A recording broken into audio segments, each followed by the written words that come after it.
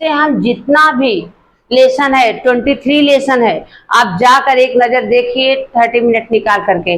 आपको कोई भी याद करने की जरूरत नहीं है, सिर्फ यही 2 लाइन याद करना है। याद क्या, समझना है। और जब तक बताते हैं कि आप एक बार लिखेंगे नहीं तब तक समझेंगे नहीं। लोग बोलते हैं ना 100 बार पढ़ा 1 बार लिखा, बहुत जरूरी है। जैसे लाभ है, राम लक्ष्मण, आपको चैप्टर 7 में ये वर्ड आया है राम लक्ष्मण। तो राम लक्ष्मण में भी कौन सा समास है बच्चों? द्वंद्व समास।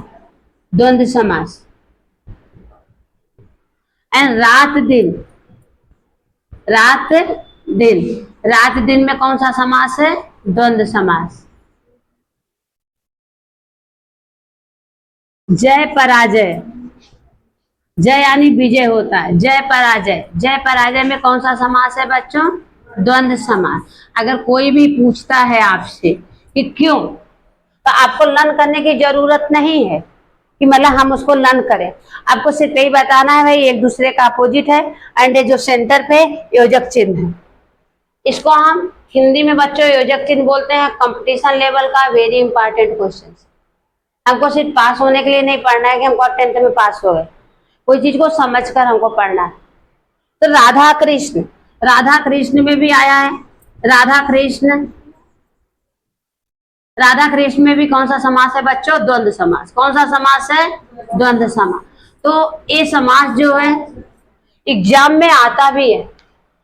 और जो माता पिता वाला वर्ड है, राम लक्ष्मण वाला word very important GSB book, ठीक है, क्योंकि वही समास आता है जो आपके लेसन में दिया है।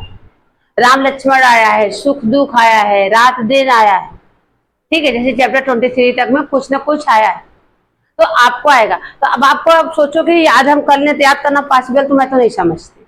आप याद मत, सिर्फ आपको अंडरस्टैंड करना है। जैसे अव्ययी भाव समास में भाई पूर्व पद में उपसर्ग होता है, सेकंड रूल है सेम सेम शब्द होते हैं। मान लो मैंने सुख दुख बताया, आपने बोल दिया द्वंद्व समास। मान लो सामने वाला बोल दिया भाई दुखों दुख, कौन सा समास आ गया बताइए? अव्ययी भाव। क्या आया? अव्ययी भाव। क्यों आया? सेम सेम शब्द, ठीक है। तो लाभ हानि, लाभ हानि में कौन सा समास है? द्वंद्व समास, क्योंकि एक दूसरे का अपोजिट है। आप यहाँ बोलते हो हमको अंडरस्टैंड हुआ, और बाद में अगर आपको हम 10 दिन बाद मिले, 15 दिन बाद मिले और आपसे हम पूछे कि भाई आपको आया कि नहीं आया, तो आप बोलेंगे कि हमको नहीं आया। ये गलत बात है। आपको उसको जो भी चीजें, इसलिए मैं कभी भी कहीं भी पढ़ाती हूँ तो ऐसा नहीं कि मैं द्वंद्व आज बताई तो द्वंद्व के समास में बहुब्रीहि बताने लगी, इसको बताने लगी, मैं कभी ये काम नहीं करती। नहीं आता मैं वापस बताती हूँ, और मैं टॉपिक को इस ढंग से करती हूँ कि आपको एग्जाम के पहले क्लियर भी हो जाता है, रिवीजन भी हो जाता है। तो आप लोग प्लीज इसको समझिए। आप लोग को आया समझ में? संस्कृत वाले भी बच्चों को ही पूछेगा, उसमें भी राम लक्ष्मण देगा, तो ऐसा नहीं कि संस्कृत में आपको दिगु आ जाएगा, संस्कृत में भी द्वंद्व समास ही आएगा, उसमें सिर्फ लैंग्वेज थोड़ी चेंज रहती है, राम लक्ष्मणो लिखा रहता है, तो राम और लक्ष्मण। यहाँ पर हमारा कौन सा समास है बच्चों? द्वंद्व समास। तो द्वंद्व समास बच्चों यही 2 एग्जाम्पल के द्वारा हम अंडरस्टैंड कर जाएंगे कि हमारा यहाँ पर जो है कि द्वंद्व समास है, सिर्फ इन्हीं 2 रूल्स के द्वारा। तो सभी बच्चे नोट्स पे इसको राइट करिए और समझिए। एंड जो इसके पहले मैंने अव्ययी भाव बता दिया, उपसर्ग कितने प्रकार के होते हैं, ये सब भी मैंने नोट्स में डाल दिया है पीडीएफ, उसके माध्यम से आप राइट करिए। तो सभी लोग को अंडरस्टैंड हुआ? बोलिए। किसी को कोई प्रॉब्लम डाउट, किसी को भी कोई डाउट को प्लीज बताइए, पूछिए, तो मैं आपको बता दूं। मेरे को बहुत सारे लैंग्वेज में आता है बताना।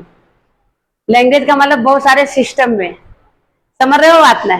कि मान लो ये वाला सिस्टम नहीं जिसको अंडरस्टैंड होता है, मैं तुरंत चेंज कर देती हूँ, दूसरे पैटर्न से बताने लगती हूँ। ओके, आप लोग को समझ में आया? संस्कृत वाले स्टूडेंट है उसके भी सिलेबस में समास पूछे गए, वहां भी पूछेगा राम लक्ष्मण माता पिता, थोड़ी सी जो कन्वर्सेशन होता है थोड़ा सा चेंज रहता है, ठीक है ना?